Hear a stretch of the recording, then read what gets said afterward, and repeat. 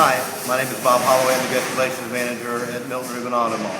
First of all, we want to wish everybody a happy holiday season. We know that there's going to be a lot of traveling going on in this time period, so before you take off on any kind of lengthy road trip, we would like to go over, check your fluid levels before you take your trip. First thing you want to do is obviously check the engine oil. You want to make sure your engine oil is at a proper level. Basically, the best way to check it is you want to have the engine shut off. You want to have the vehicle on level ground. This is where you check your oil dipstick. So basically what you want to do is just pull this out, get your little rag, and then wipe it off. You want to insert this back,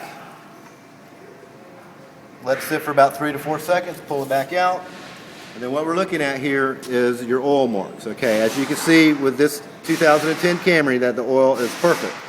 You have two marks here. You have a high mark here, and then you have a low mark here. As long as your oil is in between these two marks right here, you are good to go. So again, as long as your oil is in between these two lines, you're fine. Now, if it goes below this line, that only means that you're only going to be a little bit low, maybe by about a half a quart. Nothing too much to worry about immediately, but again, it's something you do need to get addressed. This high mark here, if it's over just a little bit, again, not that big of a deal, but if it's real high, then again, that's something you want to get addressed, okay? So we'll just wipe this off, and then we'll put this back in here, and that checks your oil. Now, one of the other things you obviously are going to want to be aware of is your other fluid levels. Okay, right here we have your coolant fluid level. This is your reservoir bottle.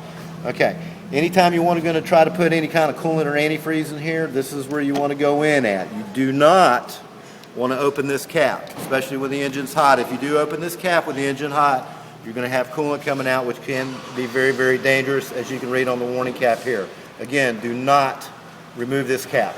You want to top it off through this bottle right here, okay? Obviously, you want to use genuine Toyota coolant.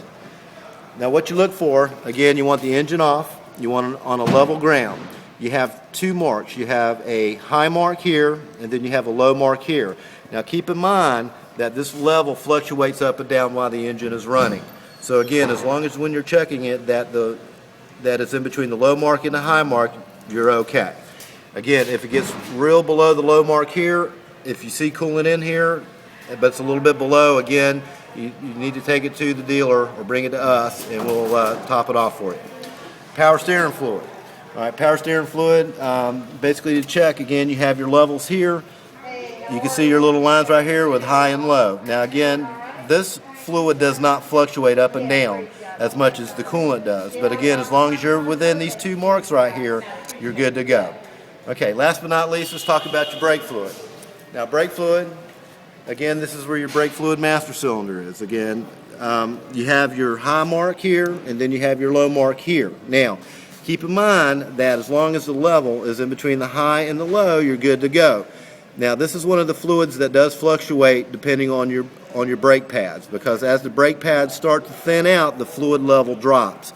So again, when you check your brake fluid level, if you see it down here about in the middle, then chances are your brake pads are getting low, which is a good way to indicate what your brakes are like.